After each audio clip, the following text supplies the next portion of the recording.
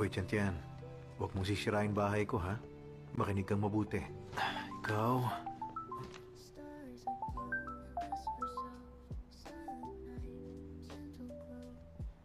Ay,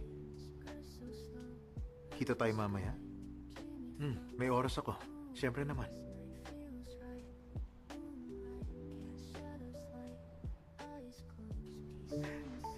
Wait, Tiyan. Ikaw ang lucky charm ko. Wala, takot ka ba sa mataas na lugar? Sorry. Huwag ka matakot, okay?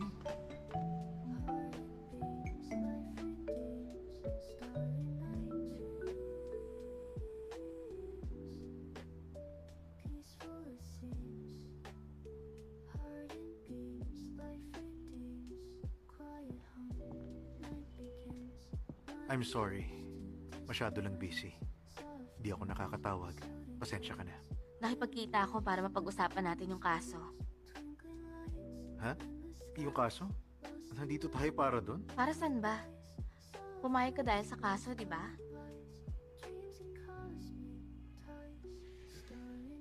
Okay, ito kasi yun. Gusto ko sanang mag-set ng meeting para kina Chanlin Lee at Huang Ran. Gawa na natin ang paraan na magkaharap sila bago ang second trial. Malabo yun. Hindi makikipagkita si Wang Ran. At lalong walang settlement. Dahil iniisip ni Wang Ran na pera ang habol ni Chanlin Lee. Pero hindi yung totoo. Mahal ni Chanlin Lee si Zhang Kai. Higit pa sa buhay niya. Hindi pera ang ipinaglalaban niya sa Kylie. At kung malaman niya ni Wang Ran, baka magkaroon ng settlement. Chongyao, sinabi ko na noon, huwag kang maging attached sa kanila. Huwag mong paniwalaan ang bawat kwento nila. Mag-focus ka lang sa kung anong hinihingi nila sa'yo. At sinabi ko na rin noon, pwedeng totoo ang pagmamahalan nila. Pero trap ang kasal. Itatali ka ng kasal at pag nagtagal, pansariling interes ng mauuna at wala nang pagmamahalan. Pag-isipan mo rin, kung hindi pala perang gusto niya, bakit hindi siya tumigil sa unang trial pa lang? Tanda ko lahat ng payo mo. Hindi rin ako nagpapadala sa mga kwento nila. Pero itong ginagawa at pasya ko ngayon nakabase na sa ebidensya. Tama na ang isang beses na pagkakamali. Hindi. Hindi yun ang sinasabi ko. Ang sa akin lang naman... Naiintindihan ko ang mga abogadong gusto lang mag-focus sa demands ng kliyente. Kaya lang, mas magandang malaman ang pinanggagalingan ng demands. Dahil makakaapekto yon sa takbo ng kaso.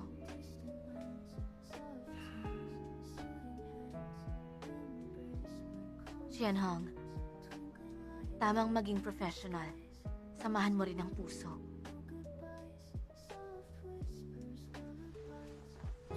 Compile documents to. Pati witness testimonies meron din.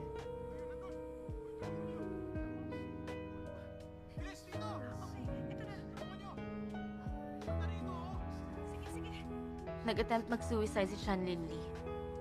Malamang iisipin ni Wang Ran na drama yon. Yung pinapanood mo galing sa isang witness. Hindi edited, hindi peke. Kung gusto mo ipa-verify mo, makikita mo na kahit si Chanlin Lee nagtamo ng injuries. Sa sitwasyon niya, pwede siyang maging makasarili at iligtas ang sarili niya. Pero mas pinili pa niyang hingin na unahing tulungan ang asawa at anak niya. Please, unahin niyo na munang mag-ama ko. Pagmamahal. Hindi sarili niya ang inuuna niya dahil nagmamahal siya. Naniniwala ka pa rin bang pera ang habol niya?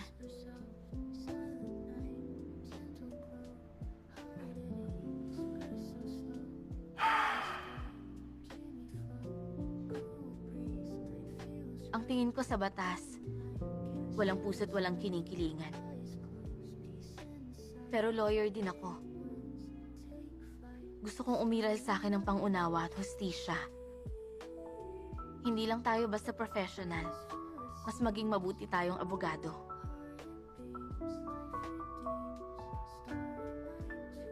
Alam ko, mas magaling kang hamak sa akin. Pero hindi lahat ng pananaw mo sasang-ayunan ko na lang.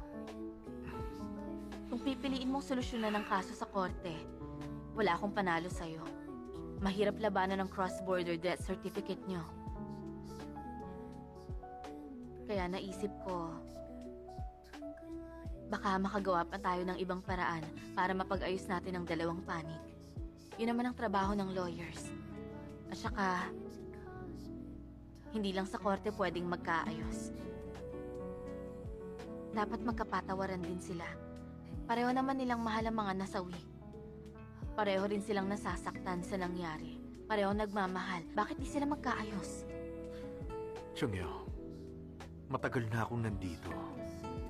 Ginagawa ko to para tumulong na mas makuha ng kliyente ko ang dapat. Kapag pansariling interes na, paano magkakapatawaran ang bawat isa? Strategy na lang ang lahat, hindi ba? Hindi. Ang gusto ko yung totoong pagkakaayos. Ang kasal ay di lang para sa ari-arian, kundi sa totoong nagmamahal. Kahit nawala na ang isa, patuloy ang pagmamahal. Hindi na mamatay ang pagmamahal.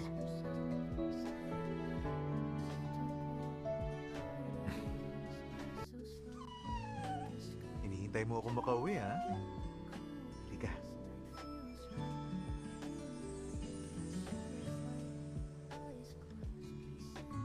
无解的阴天，错放的时间， Alam mo dati, 你总 may 在 naghihintay sa 这 akin. 里，也都情 Pag 有 umuwi ako, nakabukas na yung ilaw. 划过你。 Parang may lugar sa mundo para sa amin lang. At walang ibang nandun. 当蓝天晚上藏进了灯火，夜色来了，星闪烁，桥叠像被你的脸庞勾勒。最美的独白是你的存在，最可能的明天，我 Hindi ka sa kanila. 交换了多久的眼神，心跳几拍，偷偷狂。最美的开放是爱的存在，最多有些意外会让我来猜，在意所有与你有关， Ang cute niya naman. 往往一天天覆盖。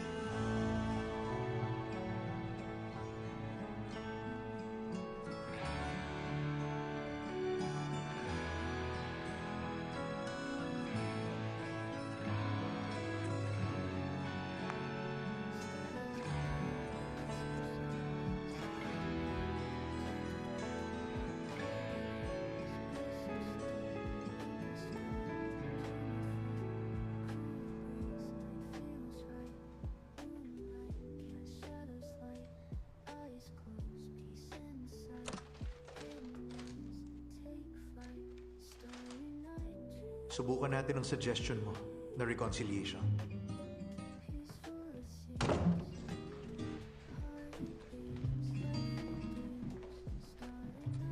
Hi, Senior.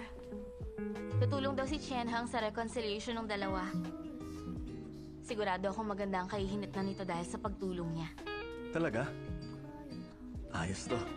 Mukhang makakaalis na ako sa sumpa niya. Nga pala, kailangan natin pag-usapan yung dalawang case na binigay ni Attorney Lee. Over dinner, pwede natin pag-usapan habang kumakain. Sige, akong bahala. Celebration na rin. Sa pagkawala ng sumpa.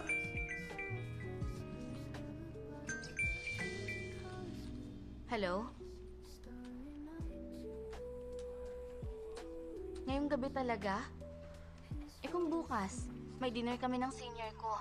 Nasa hospital din si Chanlin Lee. Baka hindi pa siya makalabas. Ngayon lang pwede si Wang Ran. Hindi pa maayos ang lagay ni Chanlin Lee. That's fine. Dadalhin ko si Wang Ran sa kanya.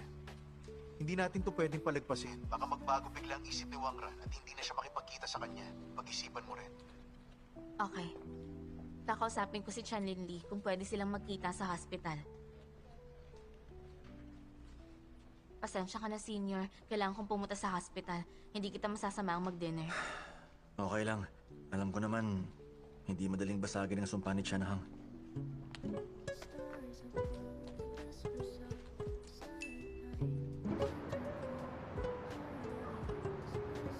Attorney Chang, gusto ko makipag-usap sa piyanan ko. Huwag kang mag-alala. Papunta siya rito kasama si Attorney Chen. Mula nung nangyari ang aksidente, Gusto ko na talagang makipagkita sa biyanan ko. Nung nawala si Kai at si Ran, tinanggal niya lahat ng communication niya sa akin. Iniisip niya pa na ako ang may pakana para makuha ko ang mana nila. Pera lang ang habol ng mga pamangkin niya. Wala silang pakialam sa kanya. Ginawa nila akong halimaw sa paningin niya.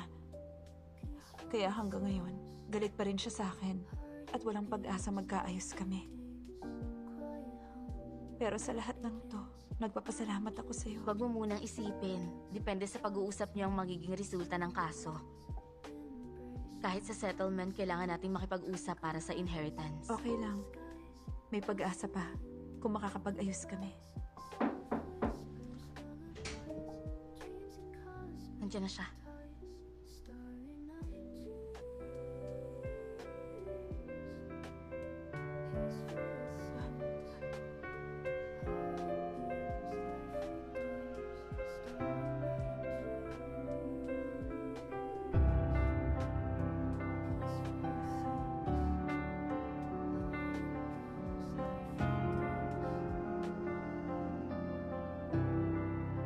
Ma.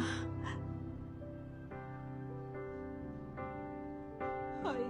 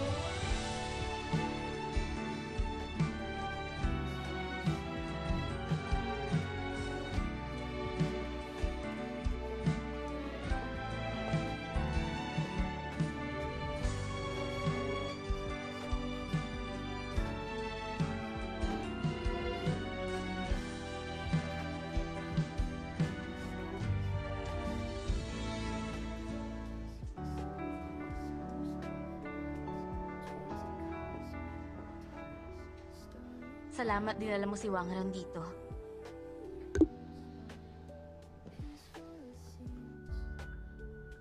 Mukhang matagal ang pag-uusap nila. Gusto mo bang kumain muna sa labas? Hindi na. Magandang senyales na pumunta si Wang Ran dito. Dito na lang ako. Okay.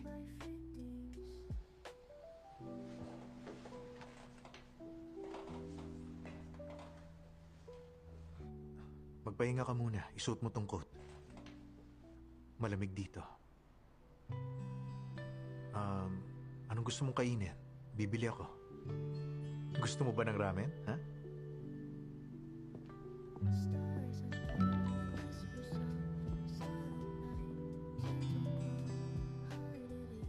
Sandali lang. Tapos na raw sila mag-usap. Pwede na tayong pumasok.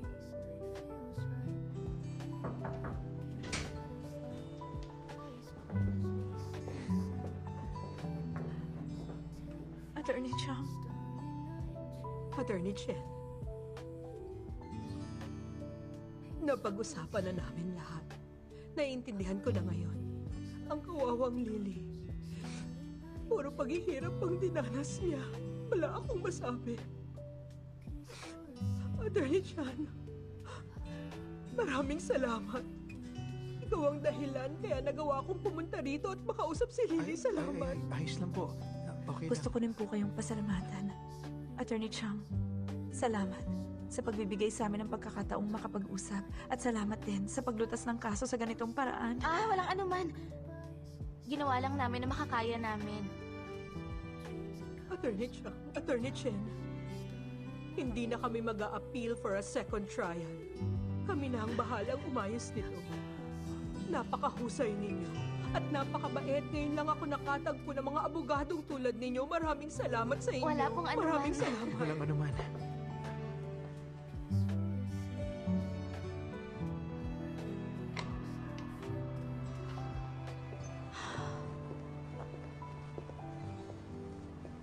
Sarado na ang case nila.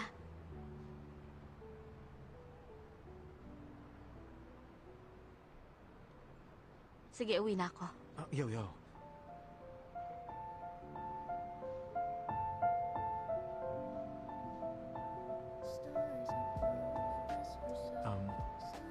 Hindi sa ayaw ko makipag-usap. Nag-iisip lang ako. Nag-iisip? Tama ba ang narinig ko? Lahat ng marriage at family cases ko, laging puno ng galit at alitan. Ito ang unang case na maayos at tahimik na natapos. Naisip ko, kung maaga siguro kitang nakilala, mas maiintindihan ko na may respeto ang konsepto ng kasal. Siguro iba rin ang naging resulta ng mga kaso ko noon. Bakit naman? Gusto mo bang turuan kita?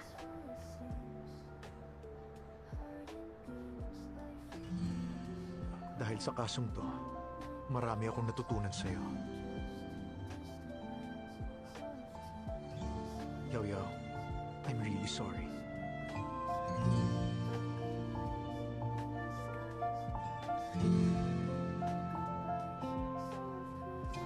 Nung kinausap mo ako tungkol sa reconciliation, nagkamali ako ng paghusga dahil sa sarili kong paniniwala. Pero ang totoo nun, ikaw ang tama. Hindi ko inakalang mas mahusay ka na ngayon. Mali ako. Naramdaman kong pareho na nating naiintindihan ngayon. Yaw, handa na akong harapin ka bilang katunggali ko. Aasahan ko ang pagkikita natin sa korte bilang magkalaban.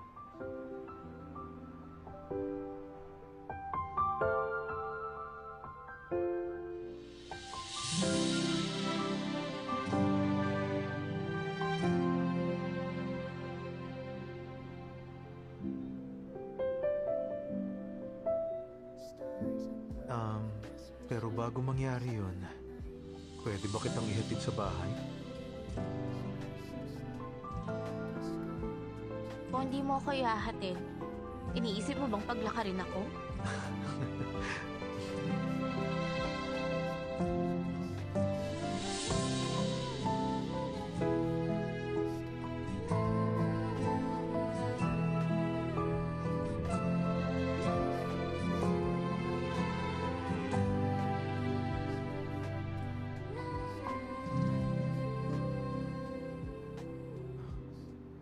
Anong hinahanap mo? Yung kotse ko. Dito ko lang pinark yun eh. Nawawala. Hindi kaya natow yun? Yellow line to. Nagmamadali akong hanapin ka eh. Sino mag-aakalang... nagkamali ako. Mag-book na lang tayo ng ride. Sabayan kita.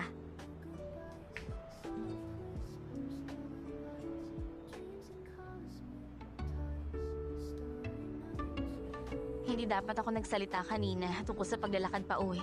Mukhang magkakatotoo pa tuloy. Ngayon pa nangyari to, oh. Wala kahit isang sasakyan. Ihahatid kita. Halika na.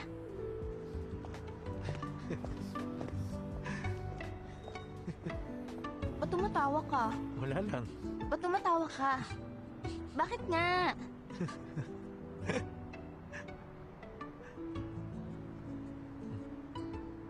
Ano nangyari?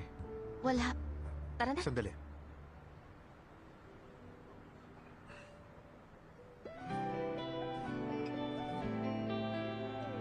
Anong ginagawa mo? Tayo kong maglakad. Huwag kang malikot. Hindi kita mabubuhat.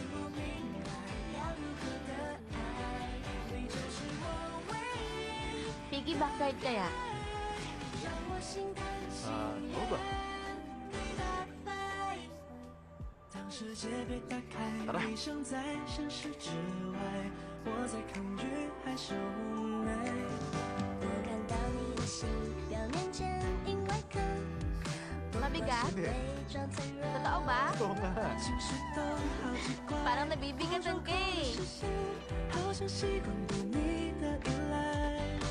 心跳都好奇怪，我莫名的期待，顺着你的方向离不开。经过太多爱和爱，你也是例外，教会我明白要如何的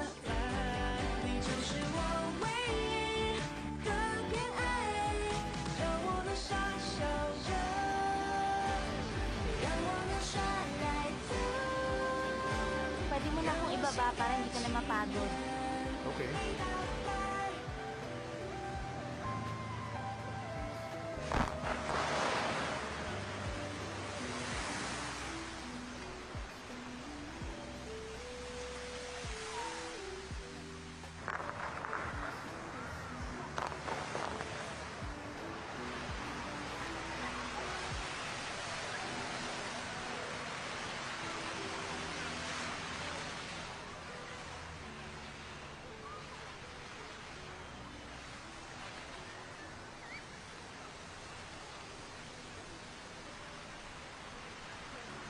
Chungyang, magpakasal na tayo. Hindi ba sabi mo nun, gulo at paghihigpit lang ang dala ng pagpapakasal? Yun ang sabi ko noon, hindi na ngayon. Matagal na akong isang family lawyer at marami na akong nakitang failed marriages. Akala ko noon puro lungkot ang dala ng pagpapakasal. Pero nung nakilala kita, naisip kong mali ang paniniwala ko dati. Marami kang ipinaramdam sa akin na hindi ko naramdaman noon at masaya ako dahil. Kaya lang, hindi mo ako pinapansin itong mga nakaraang araw. Ayoko mawala ka. Gusto kitang makasama. Hindi sa ayaw kitang pansinin. Pero alam kong galit ka sa akin. Ngayon ko lang naisip na tumitindi lalo ang pagmamahal ko sa'yo. At gusto kita laging makasama. Hindi ko na malayong nasasakal na pala kita at napipigilan gumawa ng sarili mong desisyon. Nabaliwala ko ang feelings mo. Hindi ko nabigyang pansin yung kagustuhan mo mapag-isa. Pinigilan kita. I'm really sorry. Actually, marami rin akong gustong ihingi ng tawad. Hindi lang ikaw ang may kasalanan. Nung nakasama na kita, mas naging insecure ako sa lahat ng bagay. Kaya masyado kong dinamdam ang mga sinabi mo. At mas pinalalaki ko pa. I'm sorry din. Kung gano'n, hindi ka nagalit? Ay, mabuti naman. Ay, mabuti.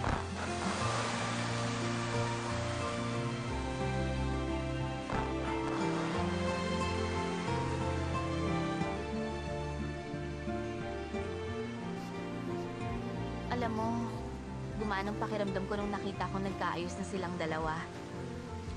Masaya talaga ako sa ginagawa ko.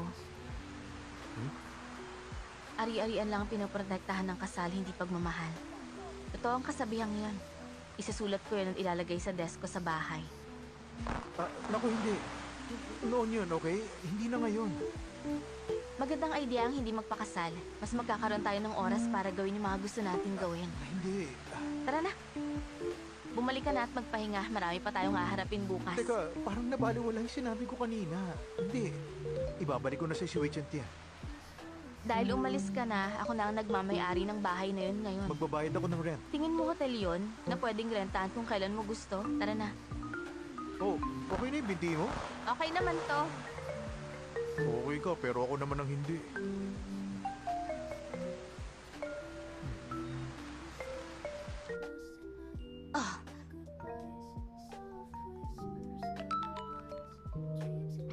Pwede ba akong bumalik dyan? Wala akong mga gamit ng aso rito. Nagre-reklamo na rin si Wei Chintian. Naninira siya ng bahay. Chen Hang, bored ka na sa buhay mo.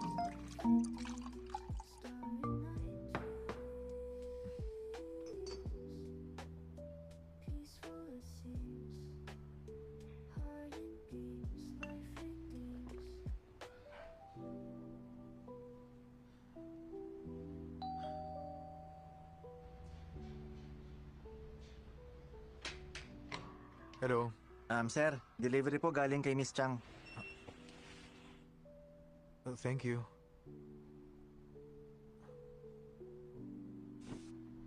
Stars above, whispers of silent night, gentle glow, heart at ease, breath so slow, in the sky, dreaming flow, cool breeze, night feels right, moonlight can't shed us light. Para kay Wei Zhenxian,